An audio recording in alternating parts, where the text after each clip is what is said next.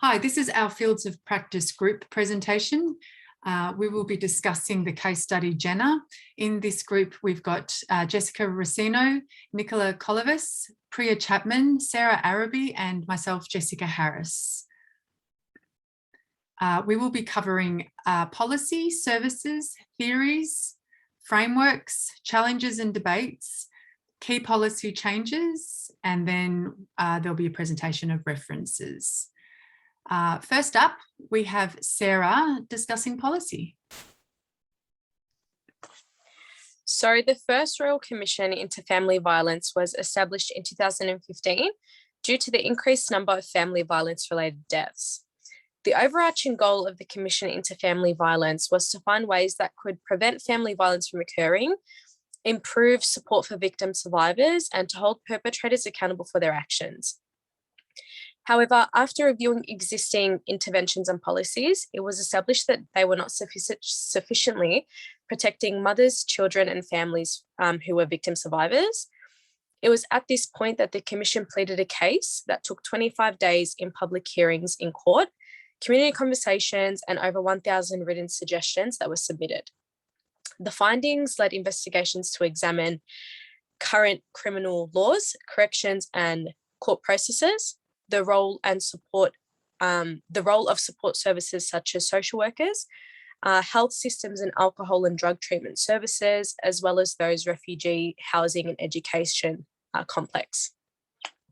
The government found 227 suggestions that the Royal Commission presented to improve the foundations of current systems and changes that Victoria could respond to in relation to family violence. The Royal Commission found existing programs were not able to reduce the frequency and the impact of family violence, prevent violence through early intervention, support victim survivors, and hold perpetrators accountable for their actions, and to coordinate community and government services. Since the Royal Commission into Family Violence was presented, the government has worked really hard to implement all of the recommendations from the Commission, using more than $2.7 billion investments to protect women, children, and families from family violence and from their perpetrators. Now, implementing programs and interventions to better support victim survivors such as Jenna and her family and children can provide crucial support in assisting her transition into being a single mother, and to provide her with adequate supports that prioritise both her and her family's safety and well-being. I'll now pass on to Priya to speak about relevant services that we can use for Jenna's scenario. When looking at the relevant services available for Jenna's scenario, there were two that stood out the most. 1-800-RESPECT is a national sexual assault, family and domestic violence counselling service. 1-800-RESPECT is Australia's 24/7 telephone and online counselling service for individuals who have been exposed to or are at the risk of family violence or sexual assault. This service can relate directly to Jenna's scenario, as she has the option to access support or counselling at any given time. The article suggested that Jenna had an immense amount of responsibility when living a service that offers a range of support and flexible hours may have appealed to her needs. The second service is the Orange Door. The Orange Door offers free services for adults, children, and young people who are experiencing or have experienced family violence. This service supports families who require extra support in caring for their children and utilises a multidisciplinary team, including a specialist family violence services, family services, Aboriginal services, and services for men who perpetuate violence. Next, we have Nicola discussing key theories. There are two key theories that are relevant to this case scenario. These theories are the social learning theory and the empowerment theory. The social learning theory can be used to explain family violence dynamics. Many factors contribute to a person's violence towards their family and intimate partners. This theory proposes that certain behaviours learned as children may be repeated as adults. Aggression is a learned behaviour that can follow a person into adulthood. Jenna's husband may have witnessed or experienced violence at a young age, which may be responsible for his negative behaviours towards his family. This may have a negative impact on his children later in their lives. The empowerment theory focuses on assisting individuals in gaining a sense of control through the use of intervention methods. Its goal is to help marginalised people, such as victims of domestic violence, gain personal power and improve their lives. Many victims of domestic violence internalise the negative message conveyed by their partner's abuse. An intervention that is proven to resolve the internalized oppression is trauma-focused cognitive behavioral therapy. This is done by assisting the individual in addressing their trauma and assisting them in developing the belief that their circumstances can be changed. Now, Priya will be talking about the key frameworks.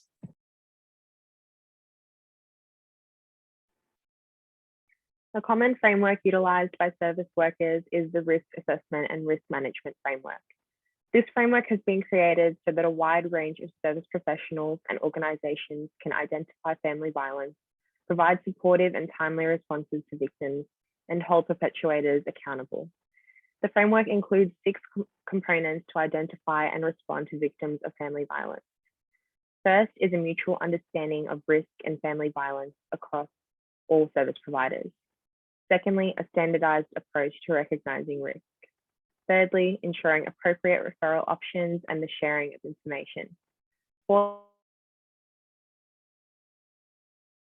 ongoing assessment and case management.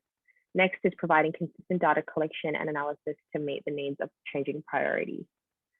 Lastly, quality assurance measures that outline a philosophy of continuous improvement. Social work practice utilizes a range of theories to guide decision-making and overall practice.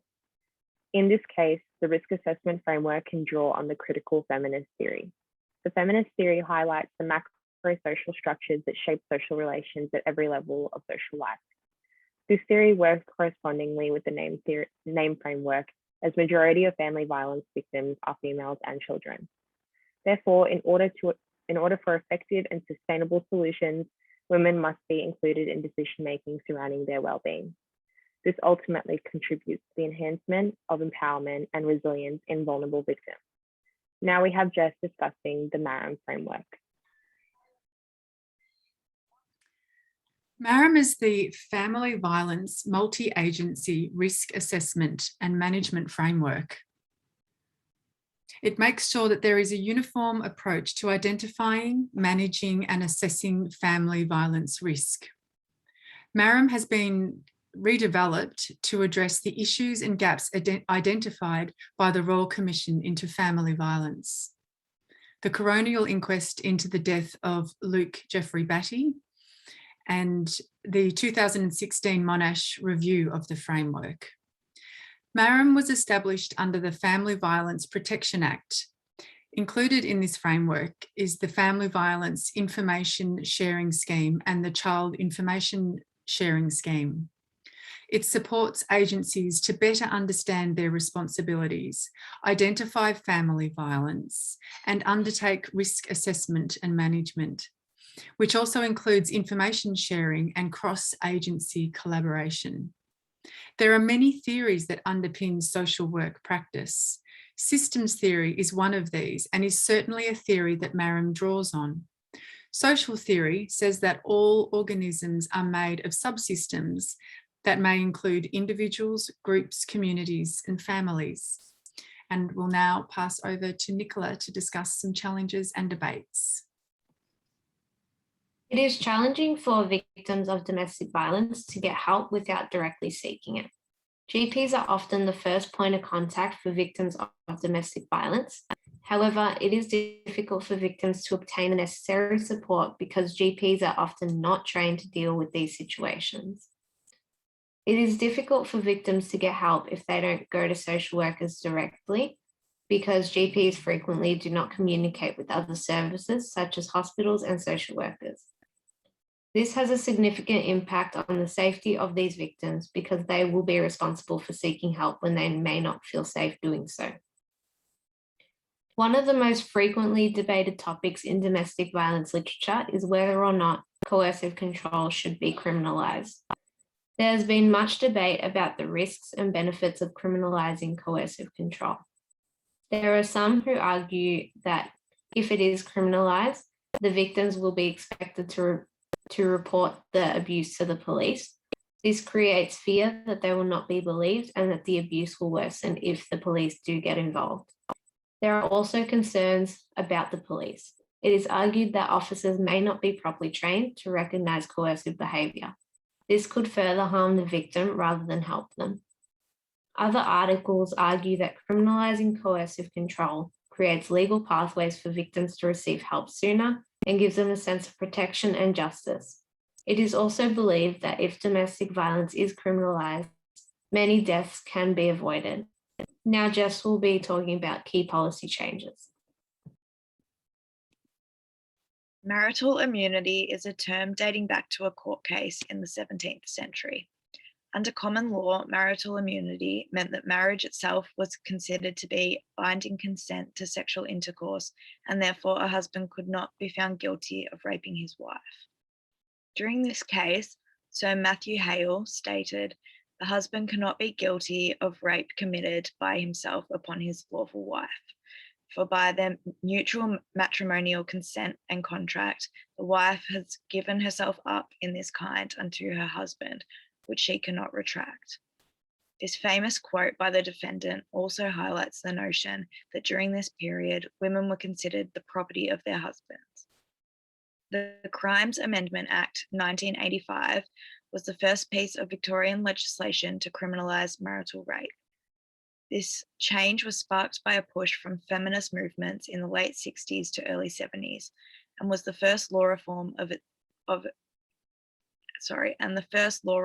this kind in South Australia in 1976, which set precedent for other states to follow. This was the beginning of increased rights and recognition for women. In 1991, the Crimes Rape Act was passed, which further clarified definitions of consent. In the same year, a Victoria-wide after-hours telephone service for sexual assault was established.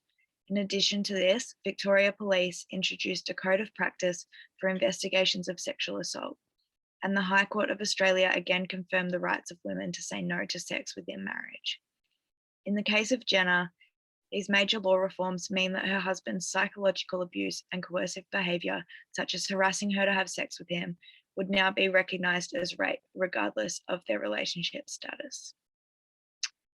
That is all from us. We've just got some references in the next few slides. Thank you for listening to our presentation.